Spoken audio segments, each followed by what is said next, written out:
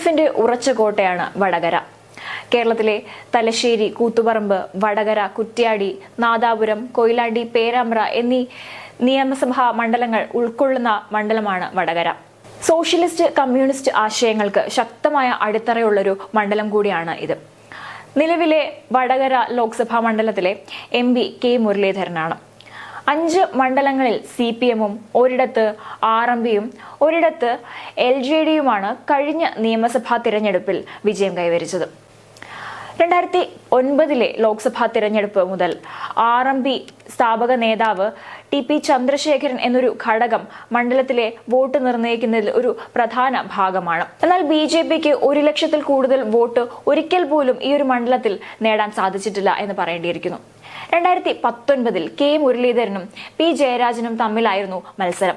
അന്ന് 84,663 വോട്ടിന്റെ ഭൂരിപക്ഷത്തിനാണ് മുരളീധരൻ വിജയിച്ചത്. RMPയെ കൂടാതെ മുസ്ലിം ലീഗും ഈ മണ്ഡലത്തിലെ വോട്ട് നിർണ്ണയിക്കുന്നതിൽ അല്ലെങ്കിൽ ഗതി നിർണ്ണയിക്കുന്നതിൽ ഒരു പ്രധാന പങ്ക് വഹിക്കുന്നുണ്ട്. കണ്ണൂർ ജില്ലയിലെ കൂത്തുപറമ്പ്, തലശ്ശേരി, കോഴിക്കോട് ജില്ലയിലെ നാദാപുരം, വടകര, കുറ്റ്യാടി, പേരാമ്പ്ര, കൊയിലാണ്ടി എന്നിവ ഉൾക്കൊള്ളുന്നതാണ് വടകര. 1957 ആദ്യ ലോക്സഭാ തിരഞ്ഞെടുപ്പിൽ പ്രജാ സോഷ്യലിസ്റ്റ് പാർട്ടിയുടെ KB മേനോനാണ് വടകരയെ പ്രതിനിധീകരിച്ച് ആദ്യമായി ലോക്സഭയിൽ എത്തിയത്. 1971 KP ഉണ്ണികൃഷ്ണനിലൂടെയായിരുന്നു ആദ്യമായി കോൺഗ്രസ് ഈ മണ്ഡലം പിടിച്ചെടുക്കുന്നത്. 77 ഉണ്ണികൃഷ്ണൻ തന്നെയായിരുന്നു തിരഞ്ഞെടുപ്പിൽ വിജയിച്ചത്. 1980 Congress U, 1984 Congress S, 1989 1991 INS എന്നീ ലേബലിലും KP ഉണ്ണികൃഷ്ണൻ തന്നെയായിരുന്നു വിജയിച്ചത്. വടകര മണ്ഡലത്തിൽ എന്നല്ല, കേരളത്തിലെ തന്നെ ഒരു ലോക്സഭാ മണ്ഡലത്തിൽ നിന്ന് ഏറ്റവും കൂടുതൽ തവണ തുടർച്ചയായി വിജയിച്ചതിന്റെ ആ ഒരു റെക്കോർഡ് ഇതുവഴി KP ഉണ്ണികൃഷ്ണൻ സ്വന്തമാക്കുകയും ചെയ്തിരുന്നു. 1996 കോൺഗ്രസിൽ തിരിച്ചെത്തിയ KP ഉണ്ണികൃഷ്ണൻ തന്നെയായിരുന്നു വീണ്ടും സ്ഥാനാർത്ഥിയായത്. പക്ഷേ ആ തവണയാണ് ആദ്യമായി CPM മണ്ഡലത്തിൽ പാർട്ടി സ്ഥാനാർത്ഥിയെ നിർത്തിയത്.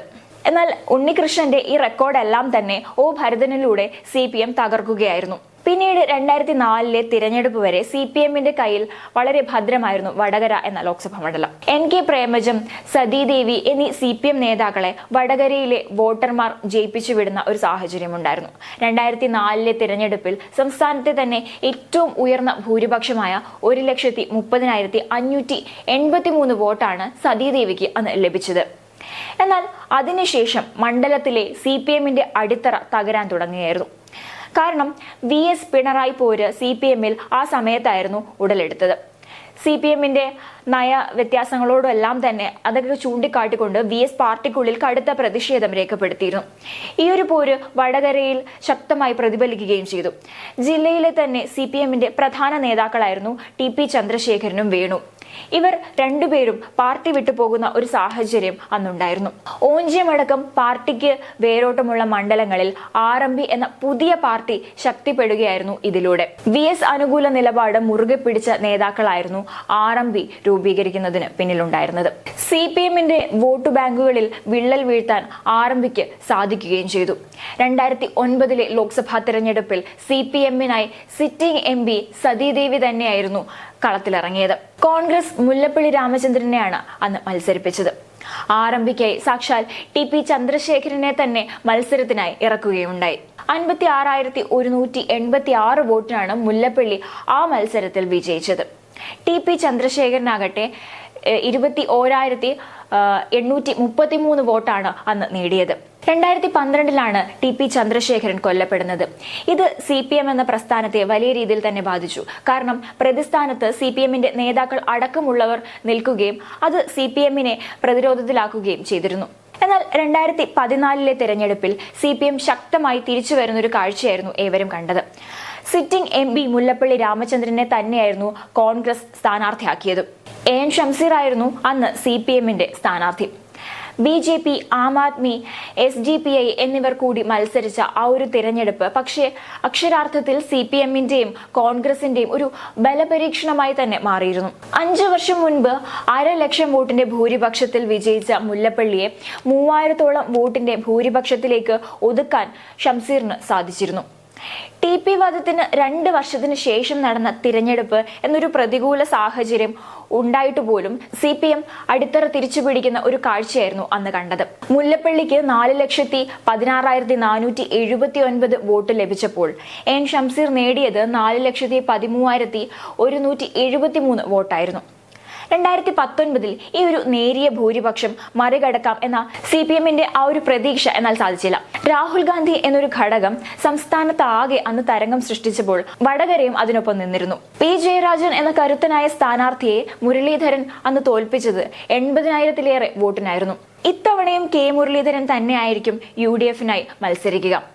മുസ്ലിം ലീഗിന്റെയും RMPയുടെയും അടിയുറച്ച പിന്തുണയുണ്ടായിരുന്നു വടകരയിൽ മുരളീധരന്. ഇത്തവണയും ആ ഒരു പിന്തുണ ഉണ്ടാകുമെന്നത് ഉറപ്പാണ്. LDF-ൽ നിന്ന് മട്ടന്നൂർ MLA-യും മുൻ ആരോഗ്യമന്ത്രിയുമായ KK ശൈലജയാണ് മത്സരിക്കുന്നത്. സ്ത്രീ വോട്ടുകൾക്ക് പ്രാധാന്യമേറെയുള്ള മണ്ഡലമായതുകൊണ്ട് തന്നെ ഇത്തവണ KK ശൈലജയ്ക്ക് അനുകൂലമായൊരു സാഹചര്യം ഉണ്ടായേക്കാം, വിജയിക്കാൻ സാധ്യതകളേറെയാണ് എന്ന വിലയിരുത്തലുകളുണ്ട്. മാത്രമല്ല, നിപ്പ ബാധിച്ചിരുന്ന സമയത്തൊക്കെ പേരാമ്പ്രയിൽ നേരിട്ടെത്തി KK ശൈലജ നടത്തിയ പ്രവർത്തനങ്ങളൊക്കെ തന്നെയും ജനങ്ങളുടെ മനസ്സിലുണ്ട്. ഇതെല്ലാം തന്നെ തീർച്ചയായിട്ടും തിരഞ്ഞെടുപ്പിനെ സ്വാധീനിക്കും. KK ശൈലജയെ സംബന്ധിച്ചിടത്തോളം ഒരു രാഷ്ട്രീയ പാർട്ടിക്ക് അപ്പുറത്തേക്ക്, രാഷ്ട്രീയത്തിനപ്പുറത്തേക്ക് തന്റേതായ ഒരു വ്യക്തിപ്രഭാവമുള്ള ആളാണ് KK ശൈലജ. അതുകൊണ്ട് തന്നെ ജനങ്ങളുടെ പിന്തുണ തീർച്ചയായിട്ടും KK ശൈലജയ്ക്കുണ്ട്. എന്നിരുന്നാൽ പോലും TP ചന്ദ്രശേഖരൻ എന്നൊരു ഘടകം നിലവിലുള്ള സാഹചര്യത്തിൽ കോൺഗ്രസിലേക്ക് ഒരു ചായ്വ് മണ്ഡലത്തിന്റെ ഭാഗത്തു നിന്ന് ഉണ്ടാകുമോ എന്നത് കണ്ടറിയണം.